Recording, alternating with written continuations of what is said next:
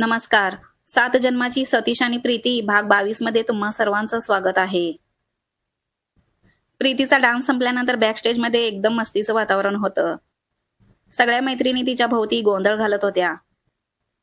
कुणाच्या हातात मोबाईल, कुणाच्या हातात सेल्फी स्टिक, तर कुणी प्रीतीचा दुपट्टा नीट करत फोटोसाठी सज्ज करत होतं. कुणी तिचे एकटीचेच फोटो काढत होतं, तर कुणी ग्रुप फोटो घेत होतं. चला आधी एक ग्रुप सेल्फी घेऊया, असं सोनाली ओरडली. सगळ्या एकदम प्रीतीभोवती चिकटल्या. कोणी हसतंय, कोणी मजेशीर चेहरा करत छानशी सेल्फी काढली. तेवढ्यात सोनाली म्हणाली, ए आता प्रीतीचे सोलो फोटो हवेत. उद्या कोणी विचारलं तर सांगायला पाहिजे, हीच आमची डान्स क्वीन. नीता मोबाईल उचलत म्हणाली, हो पण प्रीती तू थोड्या बॉलिवूडच्या हिरोईन सारखी उभी राहा ग. प्रीती लाजून म्हणाली, अगं काहीतरीच, मी हिरोईन नाही बर का. सोनाली लगेच खोडकरपणे म्हणाली, अगं हिरोईन नाही म्हणजे काय म्हणतेस? आजच्या डान्स नंतर तू सगळ्या कॉलेजची हिरोईनच आहेस आता. सगळी पब्लिक तुझ्यावर जाम फिदा झालीये. सोनाली असं म्हणता सगळ्या मैत्रिणी जोरात हसू लागल्या.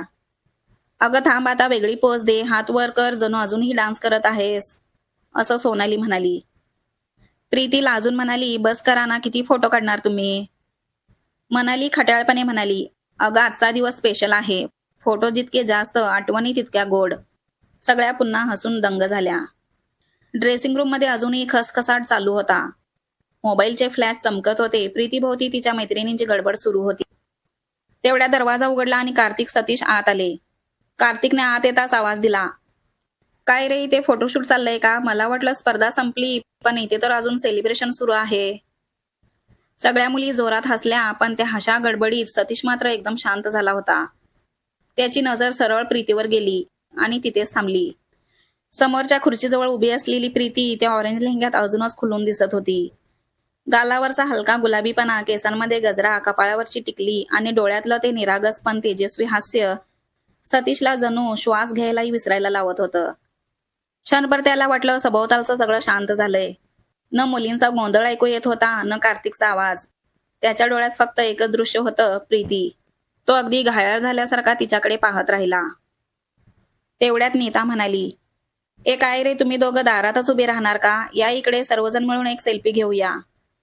मनाली लगेच म्हणाली, हो ना, चल पटकन, सगळ्यांचा एक धमाल फोटो होऊ द्या. नीता मोबाईल पुढे करत म्हणाली, ठीक आहे, आता सगळे एकत्र, प्रीतीमध्ये, बाजूला आपण आणि कार्तिक सतीशी अशी सेल्फी घेऊया. सगळे एकत्र जमले. 1 2 3 स्माइल, क्लिक. मोठा ग्रुप सेल्फी झाला. सगळ्या मुली टाळ्या वाजवत हसल्या. कार्तिक नेहमीसारखा खाट्याळ चेहरा करून उभा राहिला होता. पण सतीश मात्र त्या फोटोमध्येही नजरेच्या कोपऱ्यातून फक्त प्रीतीकडेच बघत होता. ग्रुप सेल्फी झाल्यानंतर पुन्हा खोलीत हशा पसरला. मुली प्रीतीभोवती जमून अजून फोटो बघत होत्या. तेवढ्यात कार्तिक हात जोडून म्हणाला, चला आता पुरे झाले फोटोशूट, पोटात कावळे ओरडतायत. आपण सगळे बाहेर जाऊन थोडा नाश्ता करून येऊया का? सोनाली लगेच म्हणाली, अरे वा, खरंच मला तर खूप भूक लागलीये. नीताही हसून म्हणाली, हो ना, सकाळी आम्ही पण लवकर आलो होतो, काहीच खाल्लं नाही, खूप भूक लागलीये. चला पटकन काहीतरी खाऊन येऊया.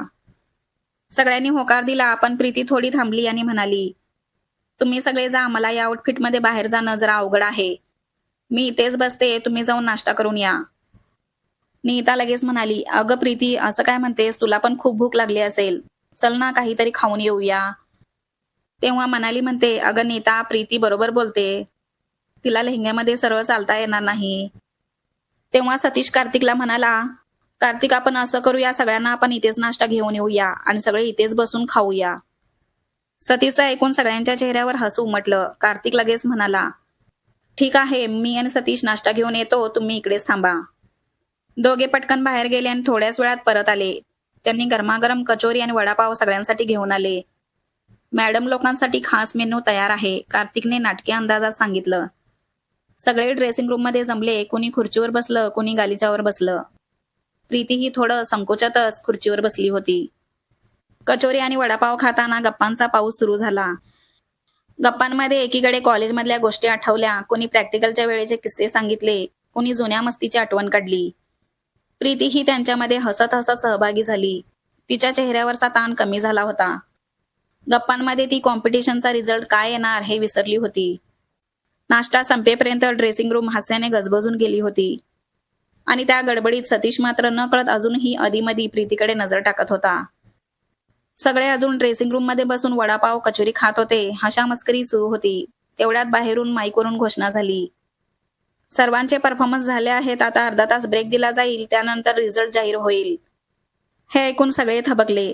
सोनालीने पटकन प्रीतीकडे पाहत म्हटलं, अरे वा, म्हणजे अर्धा तासात तुझा रिझल्ट येणार प्रीती.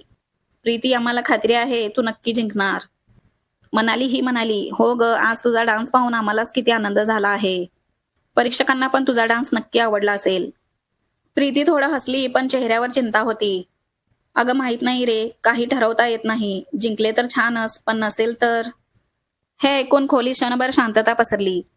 तेव्हा सतीश हळू आवाजात म्हणाला, प्रीती, तुला आठवतंय ना, तू एकच गोष्ट म्हणाली होतीस, जिंकणं हरणं महत्वाचं नाही, पण आपला बेस्ट द्यायचा आहे. आज तू तुझा बेस्ट दिलास.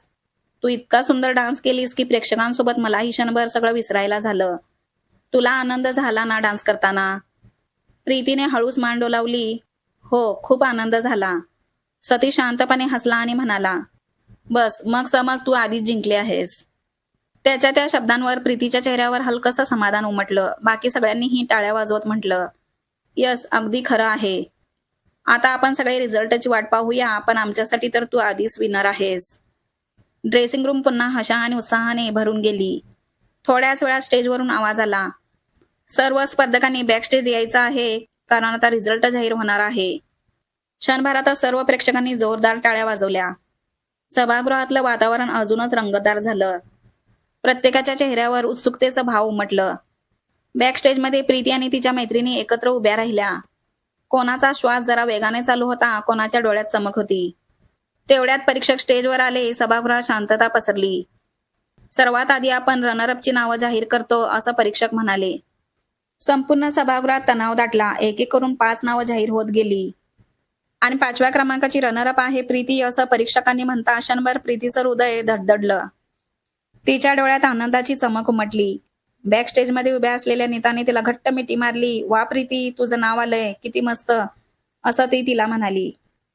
सोनाली उड्या मारत म्हणाली, मी तर आधीच सांगितलं होतं, प्रेक्षक तुला विसरणार नाहीत.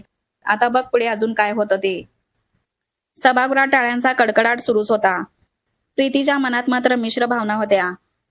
एकीकडे नाव आलं याचा आनंद होता, तर दुसरीकडे अजून निकाल बाकी आहे ही धडधड होती. आता त्या 5 रनरअप्सना स्टेजवर बोलवण्यात आलं. प्रीतीचं नाव घेतलं तेव्हा तिच्या छातीत धडधड वाढली होती. आतून थोडी घाबरलेली असली तरी चेहऱ्यावर आत्मविश्वासाचं हलकं स्मित घेऊन ती स्टेजवर गेली. तिच्या चालण्यात एक वेगळा स्टेज होता.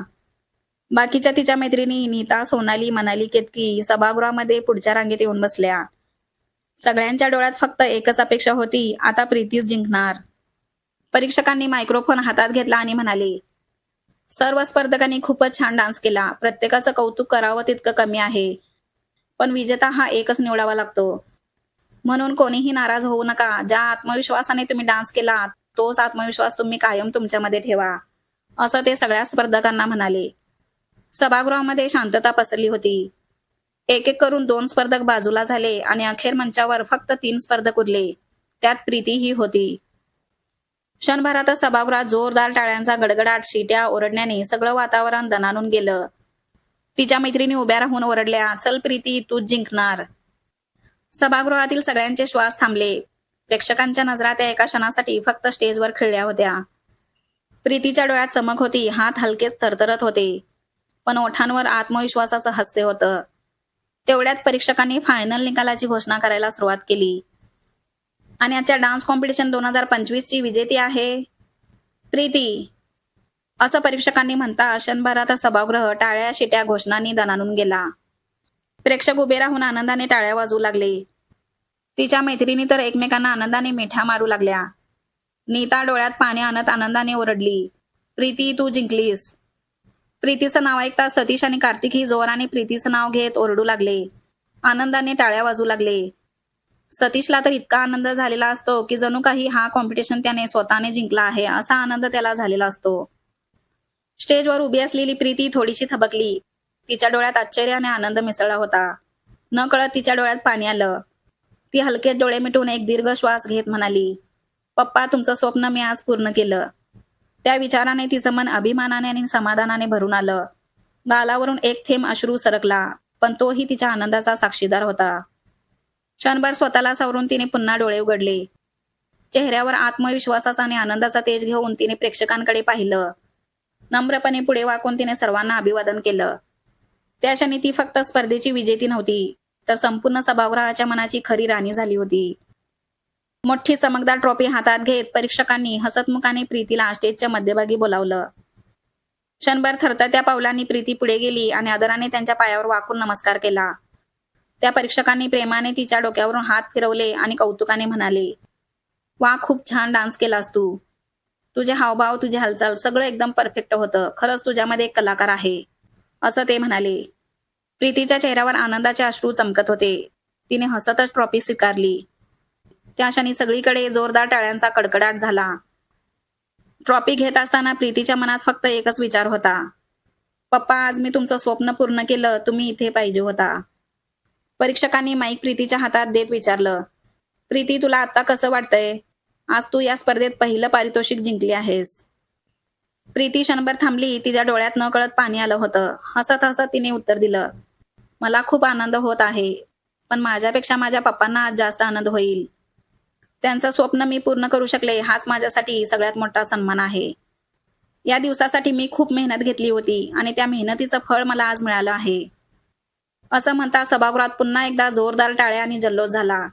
ती थोडा श्वास घेऊन पुढे म्हणाली, तुम्हा सर्वांची, परीक्षकांची आणि प्रेक्षकांची मी मनापासून आभारी आहे. कारण मी डान्स करत असताना तुम्ही मला प्रोत्साहन दिलं. तुम्ही सगळ्यांनी माझा डान्स मनापासून स्वीकारला. हीच माझ्यासाठी खरी ट्रॉफी आहे. प्रीतीचं बोलणं संपता संपूर्ण सभागृहात प्रेक्षकांनी पुन्हा एकदा जोरदार टाळ्या वाजवल्या. त्या क्षणी स्टेजवर उभी असलेली प्रीती डोळ्यात चमक घेऊन सगळ्यांकडे नम्रपणे पाहत होती. परीक्षकांनी अंतिम घोषणा केली की याच्यासह यावर्षीच्या डान्स कॉम्पिटिशनची यशस्वी सांगता झाली आहे. सभागृहात एक वेगळंच समाधान आणि उत्साह भरून राहिला. प्रीतीच्या विजयाने त्या क्षणाचा आनंद द्विगुणित झाला होता. माझा आवाज तुम्हाला आवडला आहे की नाही हे मला माहित नाही, पण सतीश प्रीतीची ही लव्ह स्टोरी एकदम वेगळी, मनाला भावणारी आहे आणि ती तुम्हाला नक्की आवडेल याची मला पूर्ण खात्री आहे. म्हणूनच या भागासाठी एक लाईक करा आणि सतीश प्रीतीची लव्ह स्टोरी ऐकण्यासाठी पटकन चॅनलला सबस्क्राईब करा.